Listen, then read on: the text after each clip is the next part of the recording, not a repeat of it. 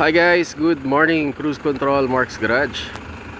So guys, ito Monday, cruise control installation dito sa 3.0 Super Grandia. Nandito tayo guys sa sukat. Ayan. So ito na guys, yung steering wheel niya pinalitan niya, pang Innova. Ayan, tapos wala pa siyang cruise control. Ayan, walang naka-install. Automatic transmission, Super Grandia 3.0. Ayan, lalagyan natin ng cruise control. Okay, continue ulit yung video guys.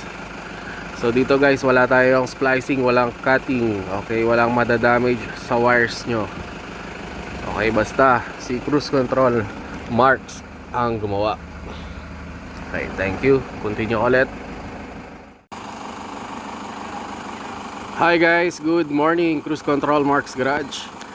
Ayan, nakapag-install na tayo ulit ng cruise control dito sa Super Grandia 3.0. Okay, kung maselan ka, okay, dito bagay na bagay ka dito sa cruise control, Mark's Garage. Quality. Okay, no splicing, no cutting. Okay, check natin guys yung cruise control. Nandito tayo guys sa sukat. Sukat Parañaque. So ito na guys. Nagpalit ng manibela pang Innova. Tapos ito yung indicator, yan, on, off, on, off. Okay, yan, Super Grandia 3.0.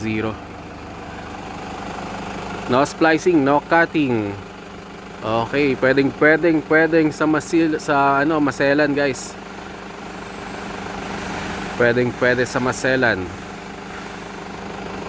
Okay, dito lang yan guys sa cruise control, Mark's Garage.